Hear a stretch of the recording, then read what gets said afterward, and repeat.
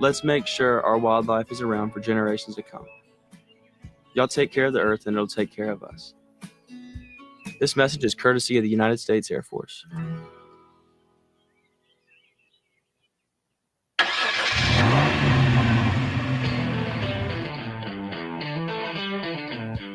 You're stepping into the fast lane on the VTRN Sports app, 93.3 FM and 1320 AM Lynchburg, or by asking Alexa or Google Home, open VTRN Sports Lynchburg. Now, take the fast lane through the topics that matter across the Commonwealth. This is the Fast Lane with Ed Lane. I don't really get all the consternation that was out there from Kato Matheny missing the three-point shot on Thursday, the loss to Western Kentucky. And, okay, let me backtrack a smidge to start the fast lane. I don't get the outrage. I get the frustration in the sense that theoretically, you could have gone inside to Talon Peter, and he gets fouled and goes to the free throw line. Now, there's a lot of theory out there about the officiating not having been up to snuff in that game. More on that tomorrow. We'll get to some fan feedback. We're overdue for it. But the shot itself, I'm fine with. Like, have we forgotten that last year against Louisiana Tech, Kato Matheny buries a three-pointer to win? This year, on the road at Seattle, not the Supersonics, but at Seattle, Kato Matheny buries the three. And yes, there's the thought of the anytime something bad happens, let's bash Kato Matheny for not being tall. And last year, comparatively speaking, Liberty did not have the right blend of size and athleticism to handle Conference USA. And Isaiah Enan injury aside, unfortunate, but four-star recruit available for Liberty because of something big that compromised his availability. It's been injury history. It props up again. Outside of that, there's no real issue that I have with that. The process makes sense, and fans often detest hearing the process. And again, if you want to get on Liberty for their bad missed free throws down the stretch of that game against Western Kentucky, I think that's fair game. I know Richie McKay defensive about that, but that's a process-oriented thing where at some point you can have the process, right, of practicing free throws, and it just doesn't translate into the game. Look back to, appropriately enough, the Virginia Cavaliers last year.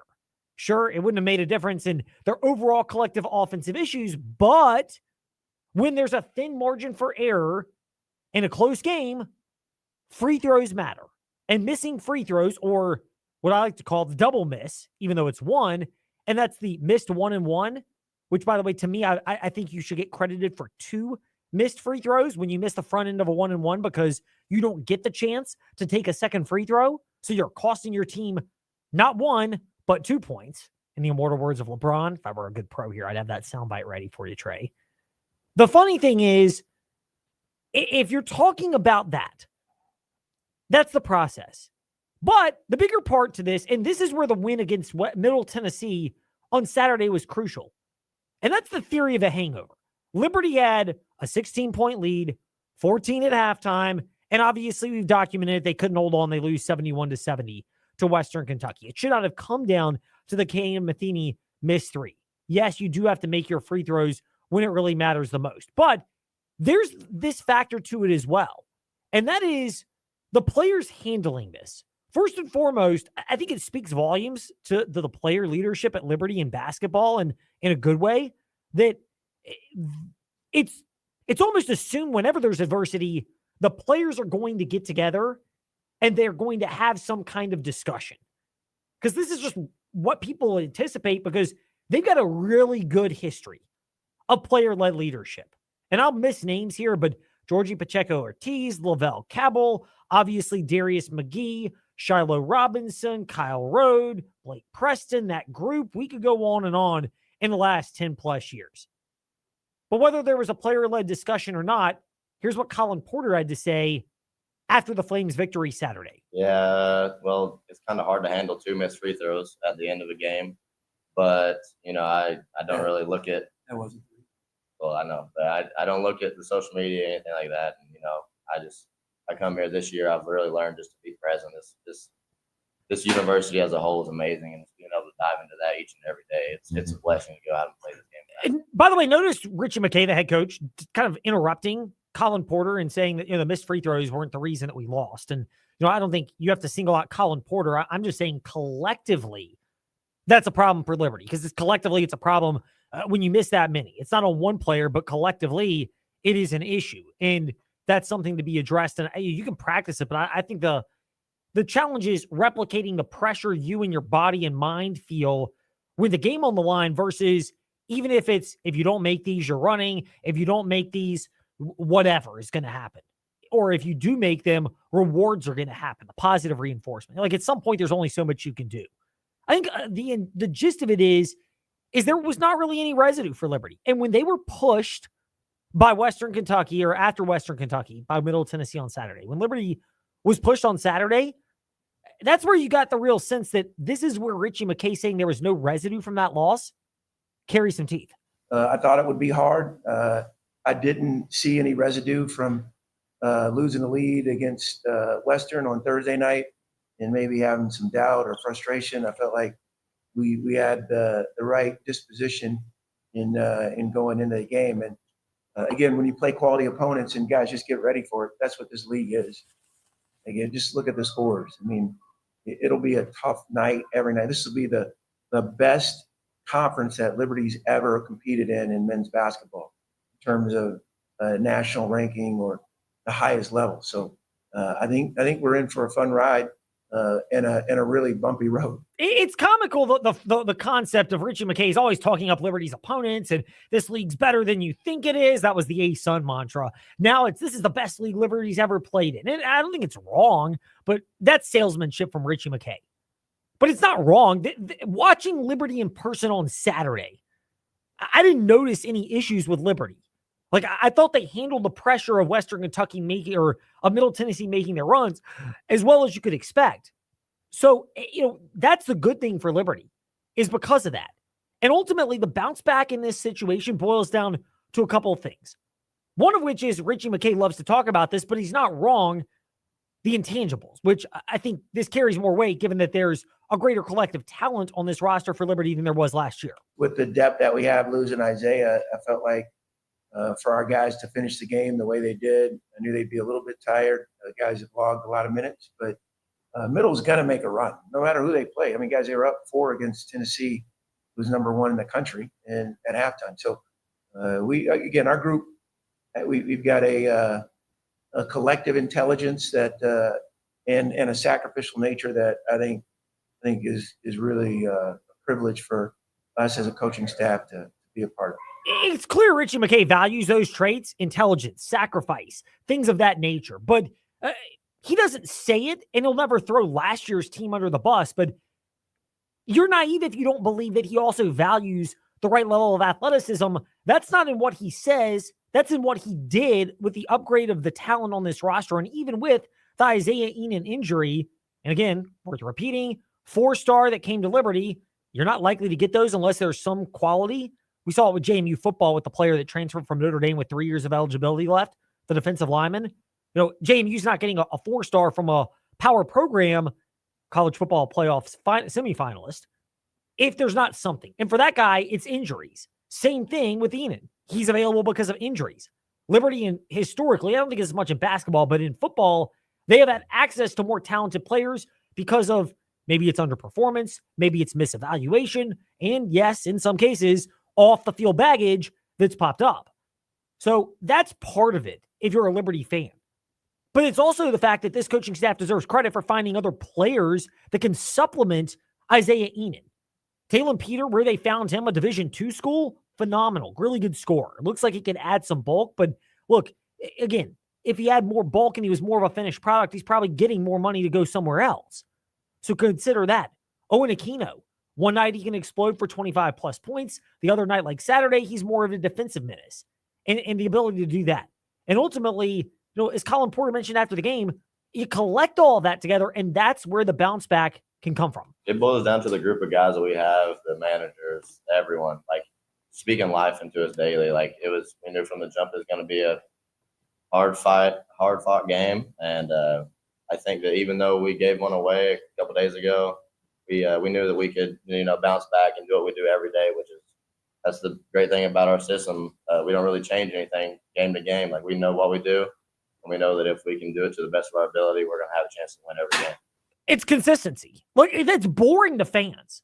But if you listen to the greats all the time, and whether that's in sports or in other professions, people want to be excited. I get it. In sports especially, we want to be excited watching something. But sometimes it's just the mundane and the ability to do it again and again and again and execute at the highest level. And that's what can make consistently good programs. And yes, Liberty's more aesthetically appealing this year than last year in terms of watching them play. I will absolutely grant you that. Yes, they have more collective athleticism now. And the knock on McKay because of the last couple of years is they don't have it, when in reality, if you look at the majority of their runs, they actually have had that. Last year's probably the only example, because even though they may have lacked it in prior years, Darius McGee more than made up for it. Maybe overly relying on it the last couple of years of McGee, but still, Liberty's had that. That's where you need that if you're a team, and you blend all those together, and it's the collective that makes them a team that's going to be at the top of Conference USA. And go look at the standings right now and how many teams are kind of bunched up together through a couple of games of CUSA action. It's going to be that way for a while. So expecting this team to go into the conference, this is not Duke, where they're going to lose 2 to 3 games and they're head and shoulders above everybody else. You're going to have 4, 5, 6 losses amongst teams right at the top of CUSA. And frankly, that amount of that many losses, 4, 5, 6, 7, amongst teams that might be able to make a run in the Conference USA tournament. So just keep all of that in mind. Yeah, I was just going to add that you think about this.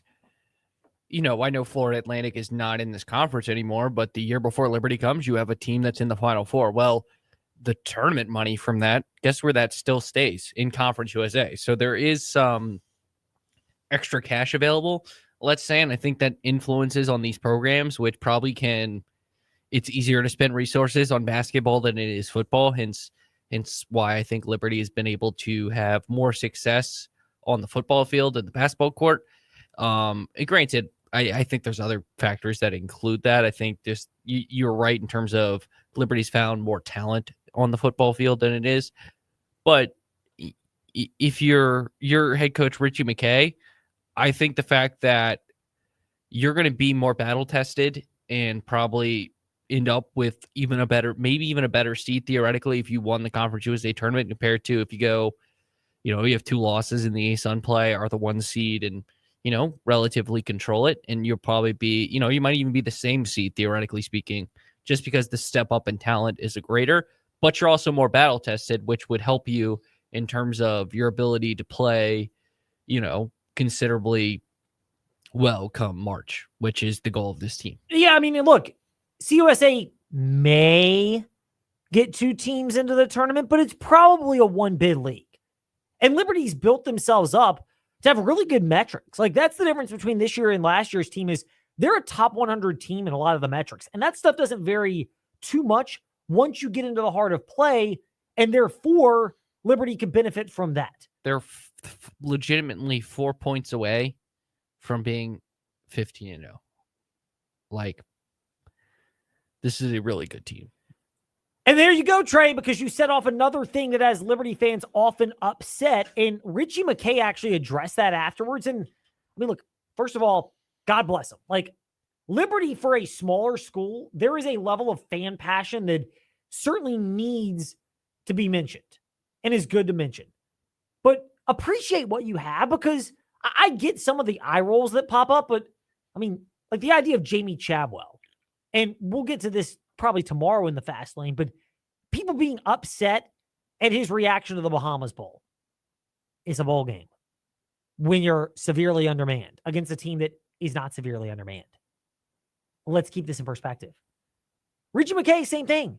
Like, people roll their eyes, but Trey just alluded to it. Trey, no dog in the fight either way, reiterating what Richie McKay said after the game against Middle Tennessee, that this team is closer than you think to being unbeaten. We're 2 end of regulation 3-point attempts from one of the best shooters in the country. There being about 8 or 9 or 10 of you media guys, because we're 15-0 and nationally ranked. This is a good team. But our road is going to be an arduous one, because it's a terrific league. It's really well coached and there's really good players. But we're not going to get our identity from our record. We're going to keep growing, getting better, trying to get the best version of ourselves on the next day. So get a little rest and head to Texas and Louisiana. 8 or 9 of you media members. I think it's a little bit of a stretch, Trey. Well, it's not me. I wasn't there. I mean, you weren't. In fact, I can gloat. I was the one who was there. I was gonna say it might have been one media member, you, and I obviously John Manson, did this- Viable, valid business reason. I was gonna say made the sacrifice for to cover Liberty in the Bahamas. He made the necessary sacrifice that was needed to go to the Bahamas when it was 74 degrees on a day where it was 36 degrees and about to snow in Lynchburg. It was literally double the temperature down there. I mean, wow, what a hard sacrifice for him. But, if you're Liberty, you're going to be, I think you kind of have to feel really good about yourself. And you look at it now. I mean, you're facing Sam Houston and Louisiana Tech, who are a combined 0-4 in league play, and Louisiana Tech's 11-4 on the and Sam Houston 7-8. Like, probably gonna win those 2 games, and then you head to you head back home to UTEP and New Mexico State, and then it's just somewhere that you were bound to lose a game in conference play, and it just happened earlier than you probably thought. Yeah, I mean, look, this was going to happen. You're not going undefeated through Conference USA. Like, I get it. I get how they lost, but I mean, you're going to be upset no matter how they lose. If they lost by 10, you'd be upset. Hey, the FAU team that won, went to the Final Four, also lost in Conference USA play. Like, this happens. It's inevitable. And I feel like, and I'm not here to say Liberty's going to the Final Four, because that would be unrealistic expectations to say that, like, very unrealistic and unfair to literally every player on that team. It's just to offer perspective of, like, chill. It's a tough loss, and we both have touched on it the last 2 days on both shows, and I think you're going to have games like that. Like, sometimes a lid gets on the basket, and sometimes a team gets hot, and frankly, you're going to be that. You need to be that team to get hot if you're going to win in the NCAA tournament, because that's how the upset happens. Well, and here's the other thing. I mean, there's some anomalies to the Middle Tennessee game, which is one of them is not the Middle Tennessee, the Western Kentucky. Western Kentucky had a pretty big free throw advantage in terms of fouls being called down the stretch. Now, Liberty had them, and they just couldn't make their free throws, and I think that has to be mentioned. Western Kentucky gets fouled, they go to the line. Liberty gets fouled, they go and cannot make them, unlike Western Kentucky. That is a big differentiator. And I think it's more consistent than people thought. By the way, feedback is coming in. Apparently, some folks disagree with us. We'll get to this tomorrow in the Fast Lane to Zach and Dennis and folks that have chimed in. So please be patient with us on that. But for Liberty, that's the point of it right now is you're going to have games like that, and you learn it and adjust it. And frankly, I'd rather have those anomaly-type performances later than earlier in the year. What's not an anomaly, by the way, in the Fast Lane is us needing to pivot and make adjustments. So when we return, we'll kind of look back at 2024 in high school sports to look ahead in 2025 with Ben Cates of newsadvance.com. Then we will pivot, getting into the weeds on Virginia Tech. As part of our coverage with Virginia Tech, we'll talk about them in the Fast Five at 5-ish, and something that was kind of hinted at when Trey Lyles spoke with his mentor, Paul Van Wagner, earlier today in the morning warm-up. Something that I actually think there's some more insight to that we'll jump into around 5:45 today in the Fast Lane. When we return, though, it's Ben Cates of newsadvance.com on the VTR and Sports app, and check us out, YouTube and Facebook Live. There you go. There it is. Just trying to figure out on your Facebook page. Fast Lane, Ed Lane, VTR in Sports, YouTube, Facebook, Instagram, Twitter. Connect with us on any of those. And I think we covered all of our bases as we get ready to chat next with Ben Cates of newsadvance.com. From interest rates to everyone's personal credit history and background, everybody's in a different spot. At Feller Chevrolet, they understand that. It's why Greg Walker spoke with us and shared how Feller Chevrolet can work with you. Well, we have multiple lenders, so everybody's different in personality and in their credit equity of what they put into a vehicle. So the different lenders have different areas that they like to go after, and we know which ones to use for the different individuals to get them the the best payments possible terms that they need. As far as interest rates, everybody is saying, oh my goodness, they're getting so high. But if you look historically, we're really right in a rate area that traditionally for housing and cars is very competitive. We've just been so spoiled. At Feller Chevrolet, they work with people from diverse credit backgrounds to get the right car for their needs. Stop by and see them, Main Street in Alta Vista, and visit fellersdirect.com. Experience the charm of the Dan River District at Ballad Brewing. Join us for weekly events from our 5,000 square foot tap room. Fun like trivia, bingo, and live music plus 20 taps. And visit Ballad Brewing on Facebook for updated info like special events. At Three Roads Brewing, we're a fabric of historic downtown Lynchburg. We brew community. Each month, Three Roads Brewing partners with a local nonprofit. Enjoy weekly events like trivia, bingo, and live music while sipping from one of our 20 taps. All to join Three Roads Brewing in supporting Lynchburg. When shopping for auto liability insurance, it's wise to consider the best policy, not the cheapest. Hi, I'm Randy Trost with Trost Law. It's crucial to have more than the minimum insurance on your auto liability policy. This protects you if you injure someone or if someone without proper insurance hurts you. Having the right policy ensures you have sufficient underinsured coverage to take care of you and your family. To learn more how we can help you navigate these challenges, visit us at trostlaw.com. That's trostlaw.com. Step into the Fast Lane 24/7 at Trey Lyle VT and Fast Lane Ed Lane on Facebook, Twitter, Instagram, YouTube, and wherever you listen to podcasts. Now, back to the Fast Lane. So we will get to what's ahead, but when we welcome in Ben Cates of newsadvance.com, we're going to start off by looking back. He's got a great article, The News Advance Top 10 Sports Stories of the Year this past year in local sports. And there are a number of things that are really cool to have checked it out. Some of them involve things like Liberty University, so Bryson Gordon has to feel like he's important and gets roped into the discussion. We know you're benevolent like that, Ben. Are you insulting Bryson, Trey? He is a Red Sox fan, so. There it is. Just when I thought I was insulting him, Trey jumps right in and saves me so that Bryson will hopefully come on my show as well.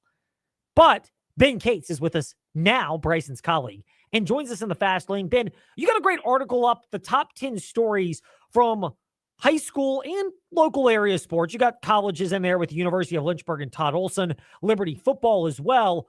Top 10 stories of 2024. Before we look at what they mean going forward, out of that bunch, obviously it's easy to look at the grouping of them, and in particular, the top couple of those with Liberty football and then the resignation because of the cancer battle with Doug Smith at Appomattox. But out of those grouping, maybe the top 3 to 4, which one's the one that you believe it may even leave a longer lasting impact than most people believe?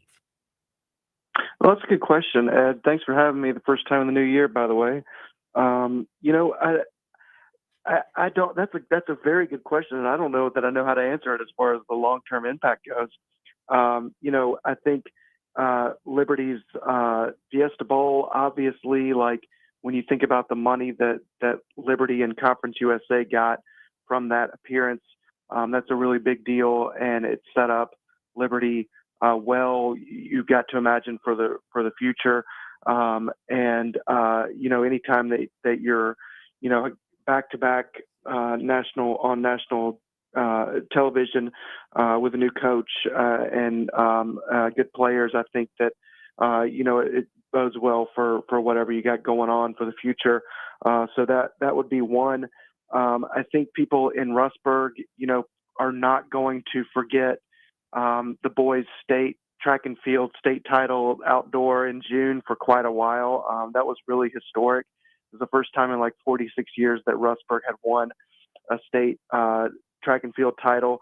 And coach there was, is just a pretty remarkable story about how he, wanted to win one for a long time and had missed out on one himself when he was in high school in the 80s, and how, a lifetime goal was always to bring a state title back. And anytime that you have those kind of stories in your community, I think if you don't tell them, you're doing your community a disservice. And so I'm glad that we're there to tell those types of stories. There are a lot of cool ones that popped up this past year in the area and in the Commonwealth. Number 4 on that list, I'm going to be biased for a second, is the 50th anniversary of the 10 miler, which has become such an iconic race. People run it regularly, but did you notice, you've covered this from a different angle? I'm the wrong guy to ask because I just kind of focus on the race and what the task is. And people are like, do you notice a difference in a year? And like, I'm just focused on surviving. You get to actually watch and cover this. Did you notice a difference in hype around the 50th that, with all due respect to the race, has not been there before and is going to be hard to replicate just because of how magical and how hype-filled that was? Yeah, it was special. And when I cover that, by the way, every year, I keep expecting Ed Lane to get in that top 10. Me too. I think it's going to happen one year. I believe in you. But yeah, it's always fun to cover, and this year was really cool. With the 50th, it felt a little bit special, and then it also just felt normal too. And I say that because the 10 miler is normally just such a festive kind of environment, right? And so it's always fun to see people cheering their friends on, and people, congratulating people they don't know and helping out people they don't know. And like, you get to see elite runners come in, and it's just a really fun, festive atmosphere in the middle of all this, just hurt and, anxiety about the race and how much the race is, how difficult it is. In the middle of all that, there's this celebration. And so I think the 10 miler, is always, as long as they keep that up and they have, a good local field as well as a good national field going, I think it's always going to be a good thing. But yeah, it's wonderful also to celebrate those big milestones. Ben Cates 8, Twitter and newsadvance.com.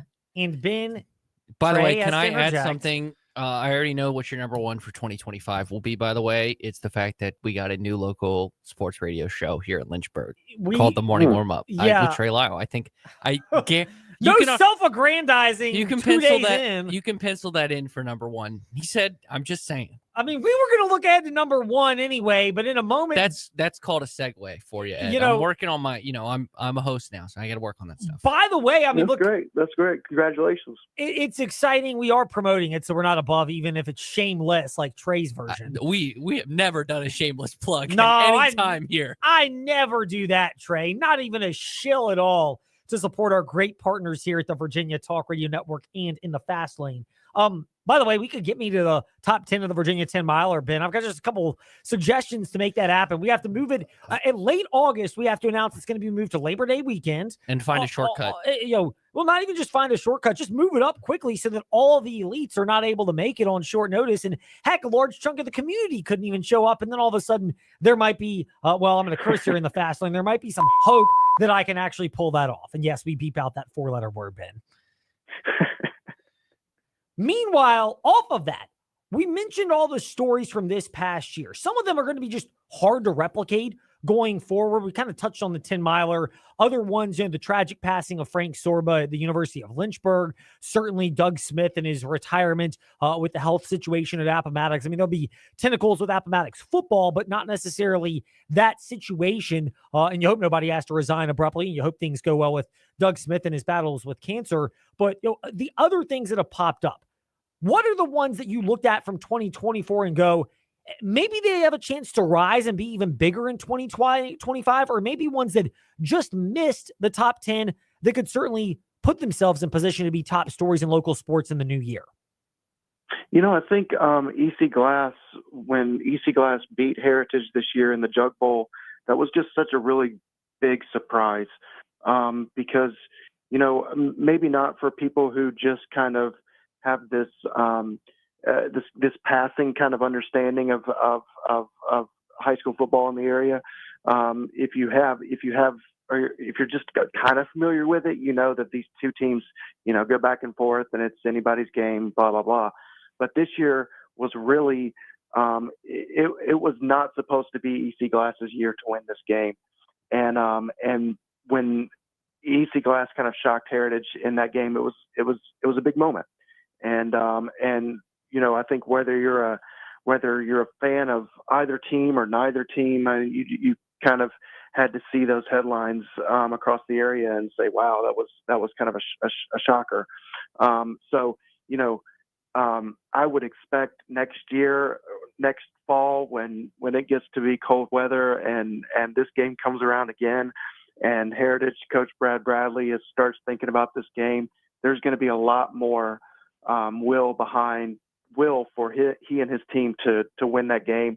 And then you're on the other side, you're going to see EC Glass just kind of knowing that, hey, if we can win it 3 years in a row, that's going to be something really, really special. So that's a story to watch right there. It definitely is. I mean, those are certainly stories that are worth mentioning when it comes to local sports in the area. Here's another one, and this builds off of Ben Cates' great article. Well, he and Bryson Gordon tag teaming at newsadvance.com for top 10 News in Advance stories of 2024, and it's still up.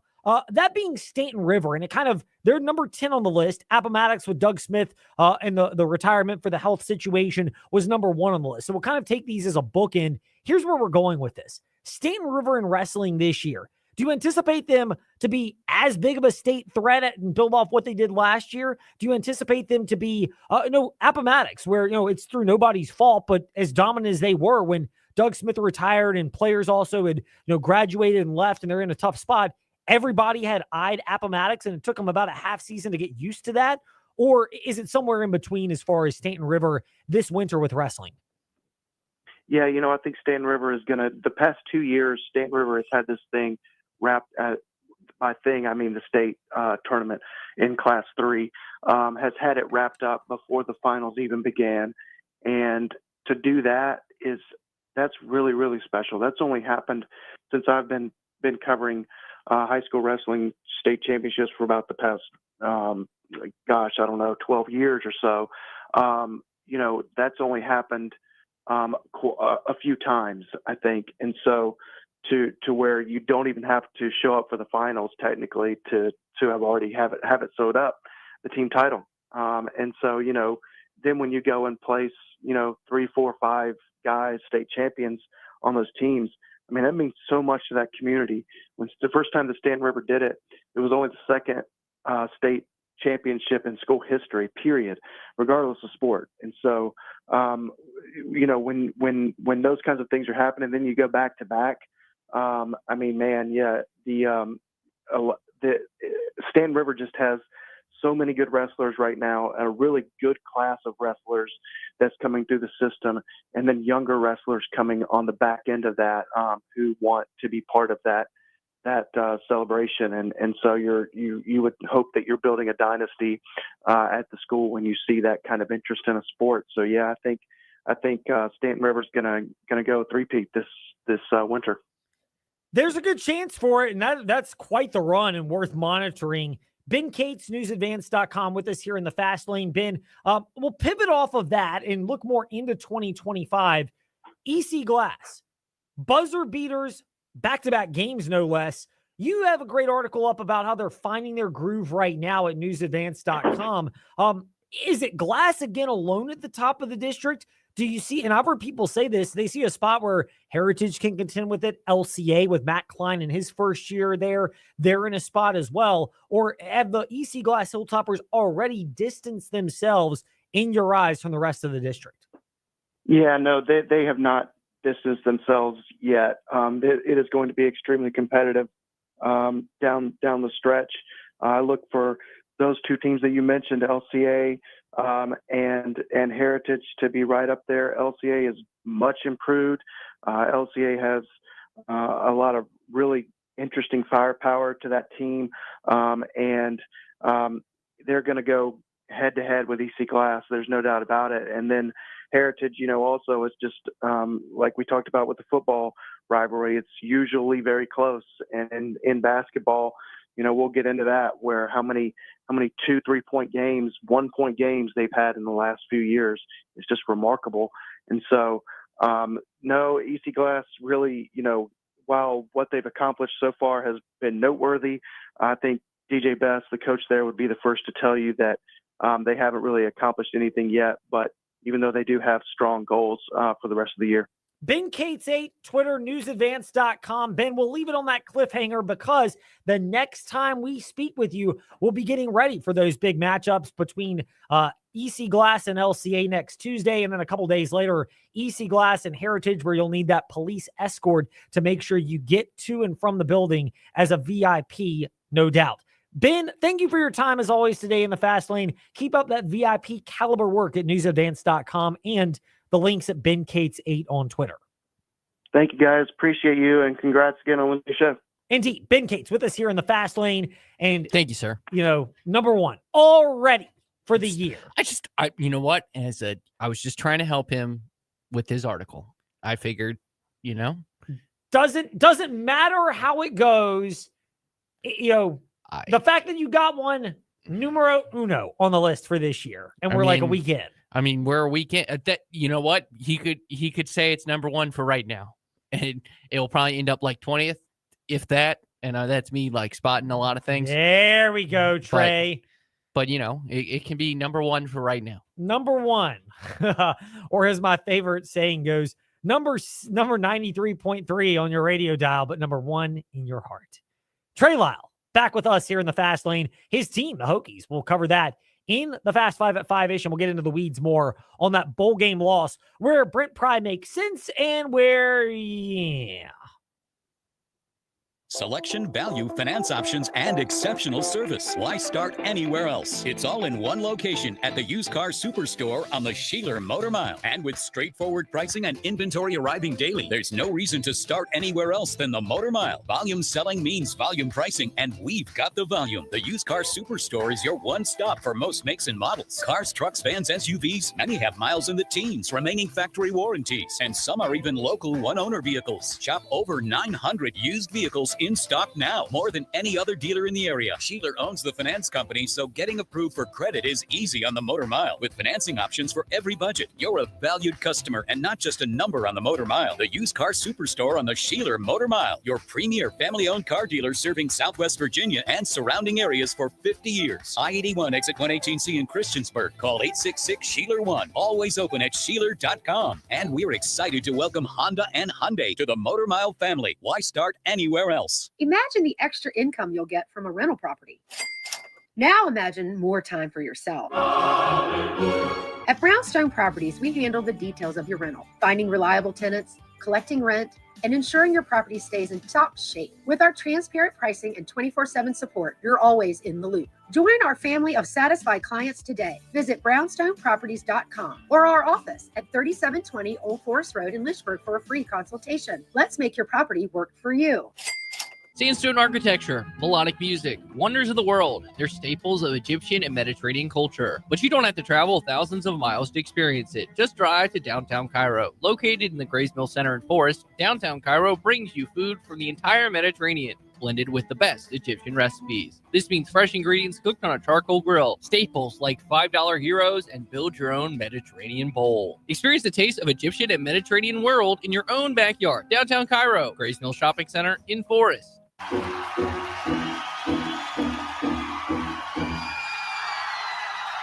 Step into the Fast Lane 24/7 at Trey Lyle VT and Fast Lane Ed Lane on Facebook, Twitter, Instagram, YouTube, and wherever you listen to podcasts. Now, back to the Fast Lane.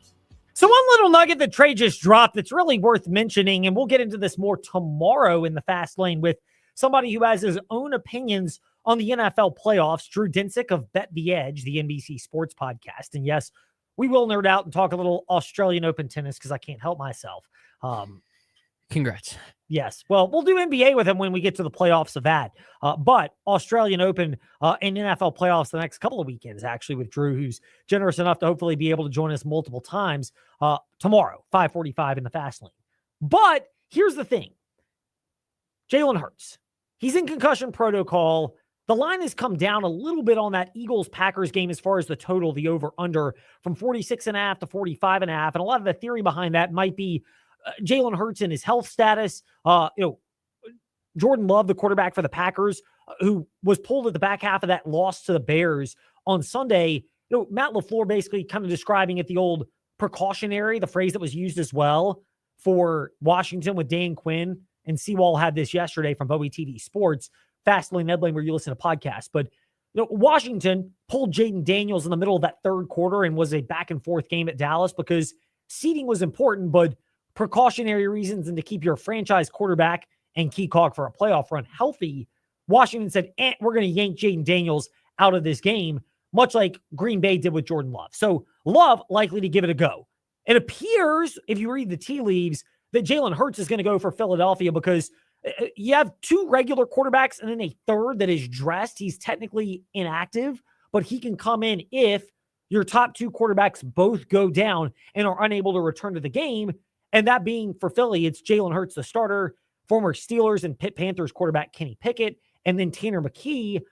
Ian Book was on the roster for Sunday's game, but Philly waived him, which would tend to believe that Jalen Hurts is likely to go for Philadelphia in that what will be the second of 3 games Sunday on your home for the entire NFL playoffs, the VTR and Sports app at 93.3 FM. I was just going to say, yeah, it's kind of easy to figure out once they cut, Notre Dame legend, who they got a big game on Thursday. Ty and I talked about it today a little bit.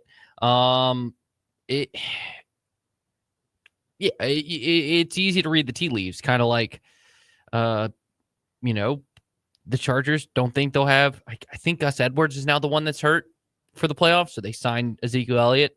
Like, it's kind of easy to figure out what players are going to play when certain moves are made. There's gamesmanship that goes on, but by the time the postseason comes, I almost operate under the presumption the best players are going to play. Especially in rematch. Well, that and Green Bay, I know this was both these games were week 1 and one was in a different country on a terrible football field. But if we want to make comparisons between Tampa and Washington and Philadelphia and Green Bay, well, both those teams, I mean, they both were the home team in Tampa and Philadelphia. Granted, Philadelphia played the game in Brazil. But, this is rematches of week 1 games. And I think it's kind of, you kind of know who you are at this point. Every team knows who the other team is at this point. You're not going to unleash this hidden wrinkle. I mean, the Eagles had the best rushing attack in the NFL and have the rushing champ. They're going to run the ball with Saquon Barkley and then exploit you on one-on-ones with A.J. Brown and Devontae Smith. Spoiler alert. The Packers are going to run a lot of zone runs and a lot of deep play action with Jordan Love. That's their game plan. Spoiler alert. That's what's going to happen. You generally know who the teams are as far as their identity this late in the season. And these teams are very well studied. They treat it like real professionals in a lot of cases. And oftentimes the teams that make the playoffs, they're common denominators of teams that generally get there fairly regularly or have made it in the last handful of years or have some kind of playoff pedigree. If you're talking about the newbies like Philly, Philly made it last year, but Tampa Bay's a repeat team. The Rams were a repeat team from last year. The Lions are a repeat team from last year. The Commanders have playoff pedigree with head coach Dan Quinn leading the charge there. And Minnesota is a repeat team as well with Kevin O'Connell. Meanwhile, in the AFC, the top 3 teams are the Vikings. Chiefs, Bills. The Vikings weren't in the playoffs last year. No, they're not. But Kevin O'Connell's got them there a couple of years ago. I see what you're saying. Got them there a couple of years ago when Kirk Cousins kind of fluked his way in and the Giants exposed them. But someone may or may not have made a profit from that. Yeah, well, fade Kirk Cousins in primetime came through for you. Meanwhile, the AFC, it's the same thing. The Ravens, the Bills, and the Chiefs are all playoff tested teams with coaches and quarterbacks that have been there. The Chargers, they're kind of new to this with Jim Harbaugh. They made it with Brandon Staley a couple of years ago, blowing that 28-0 lead to Jacksonville. But here's the thing. Jim Harbaugh made the Super Bowl when he was a coach. So there's playoff pedigree on that side. The coaching upgrade for the Los Angeles Chargers, is so understated. Leaps and bounds better. Meanwhile, the other teams, Houston made it last year and now this year with Stroud and Ryans. Very winnable division. They were just the least sucky team in a bad division. Look at the mayhem in the AFC South. I don't know if you're going to touch on the changes with the GM in Tennessee. Oh, we will in a moment. Okay. And, I touched on Trent Baalke today, and I have a Trent Baalke update. Apparently, I think I said this on the air this morning. Shad Khan said he would fire him on a Zoom call if the coach convinced him with Trent Baalke right next to him. which is objectively hilarious. But again, we'll get to more on that momentarily because my bad. Because we'll have another promotion for the show that comes after yours in the morning warm-up that gets us ready for the day. We'll do that in the Fast Five at 5-ish. But I mean, the other AFC teams that we didn't mention, Steelers with Mike Tomlin, playoff pedigree. I think the roster is not as good as people think. I actually think Tomlin's gotten more out of it, given that they seem to have this fascination with taking bad players that are high maintenance and then just like, oh my goodness, how does it go south with George Pickens, Le'Veon Bell, Antonio Brown? And you're like, in hindsight, you're like, how did Mike Tomlin succeed with those guys? Because they go elsewhere and they're real disasters. And then, of course, the Broncos rookie quarterback, but Sean Payton won a Super Bowl and the Saints were a regular playoff team with him. So, I mean, those are common threads to keep your eyes on. Meanwhile, we will get to the other side of the playoff thread right now, teams that don't know their identity, to start the Fast Five at 5-ish. It's time for Fast Five at 5-ish. 5-ish minutes on 5 relevant topics done around 5 p.m.-ish. Ish, because our counting skills are kind of ish.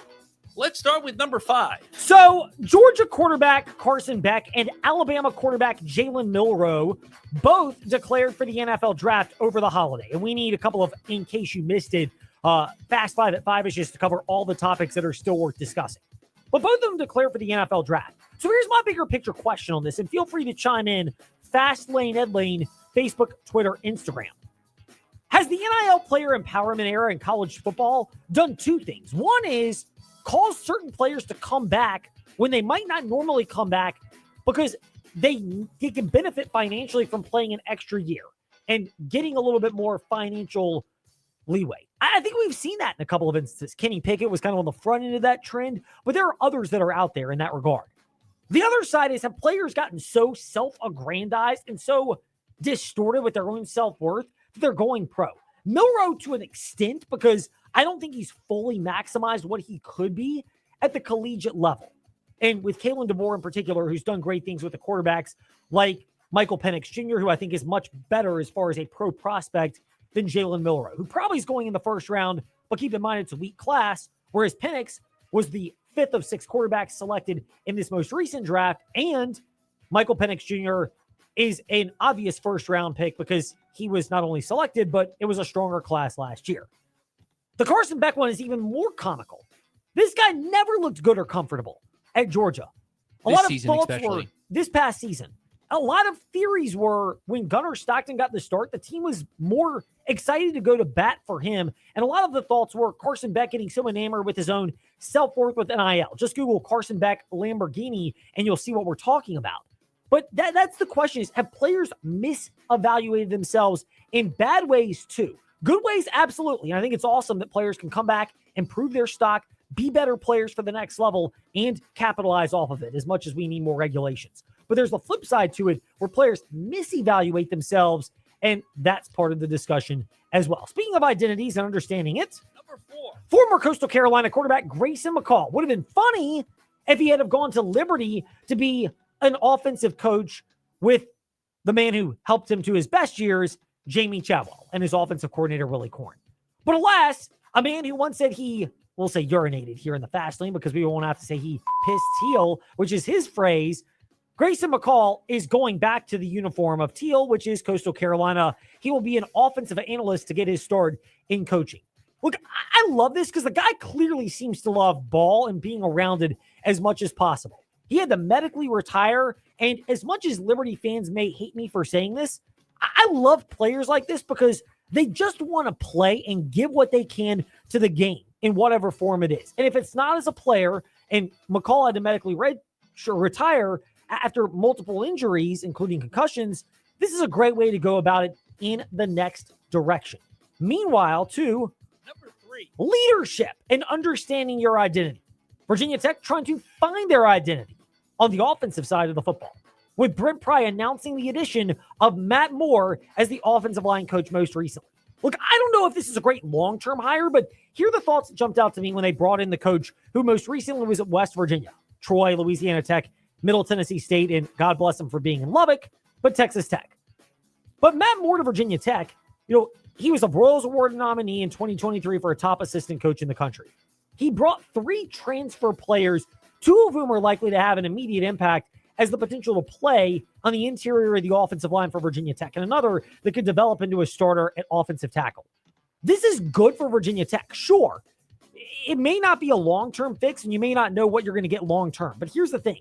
Virginia Tech's in a spot where, oh my goodness, we absolutely have to nail this hire and get it correct.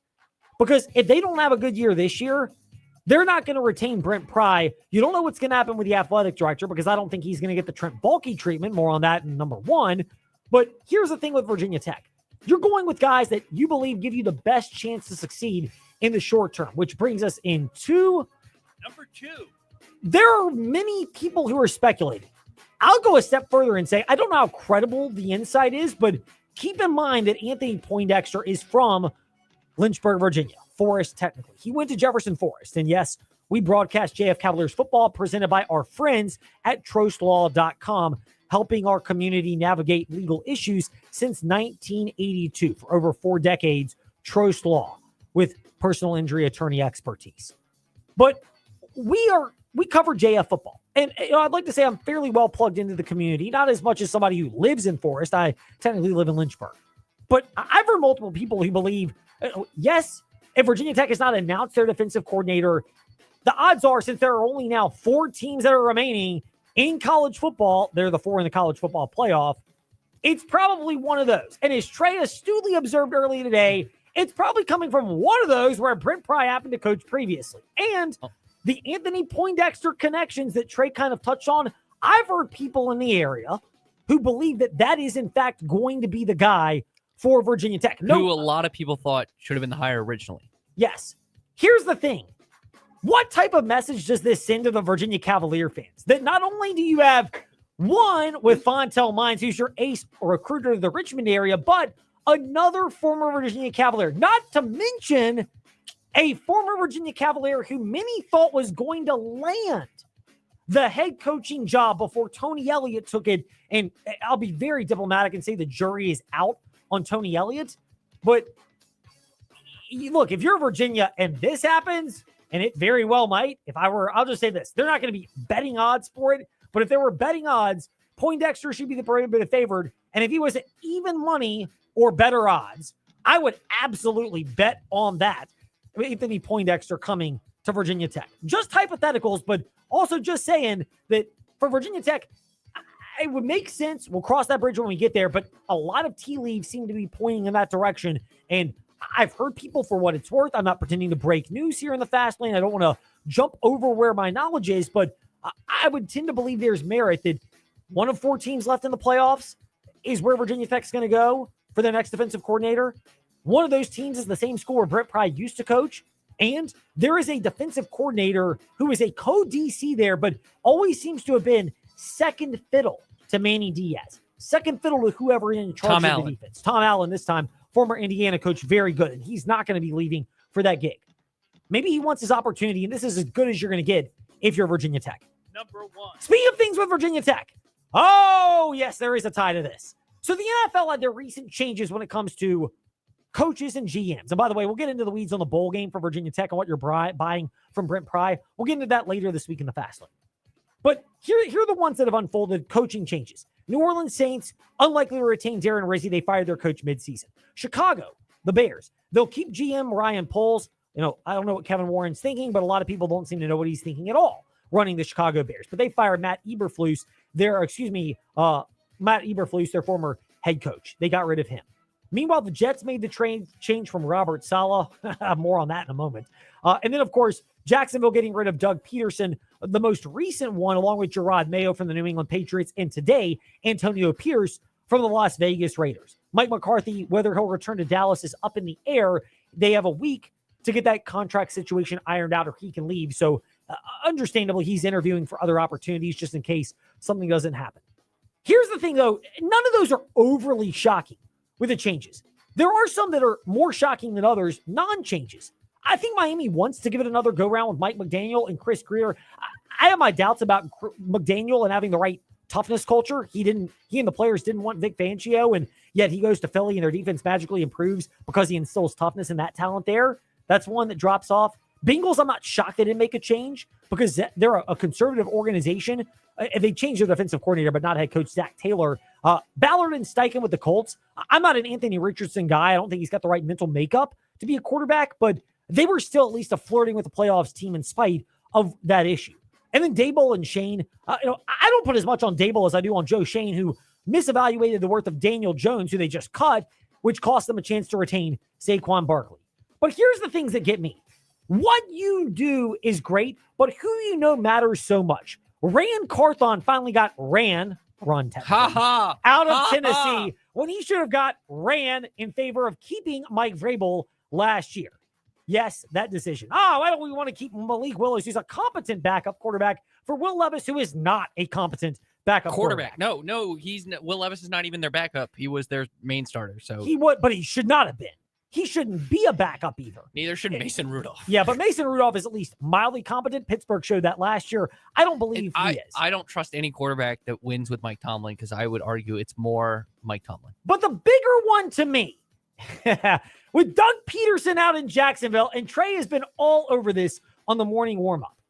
But I think it's this borderline negligence and malpractice to keep Trent Baalke around. Here's what Mark Dominic, former NFL GM, had to say on the VSiN show By the Books that we air from 8 to 10 a.m. right here on the VTRN Sports app. Yeah, again, I think it was the bill of goods. Like, boy, this is a great roster. We just have a really bad coaching staff. I mean, I think that's what's been bought by the Khan family, and they've been conned. I don't know the way to say it, but I just don't feel like that this team is as good as they thought they were on paper. And I think that Trent Baalke, happy for him and his family, certainly doesn't get fired. It's a miserable thing to go through. Sure. But I think this makes this job less desirable. I absolutely agree with that assessment. It is much less desirable. And we'll get into that tomorrow, but there's also an interesting local angle on this. Baalke's about to make his third head coaching hire in Jacksonville. Are you going to get what he did in the 49ers too? Yeah, more than that. Are you likely to get multiples at Virginia and Virginia Tech? We'll discuss later this week in the Fast Lane. Thanks for listening to the Fast Lane on VTRN Sports, 93.3 FM, W227 BG Timberlake, and 1320 AM, WVGM Lynchburg. This is VSiN. This is Gojo and Golick with Mike Golick Jr. and Mike Golick Sr.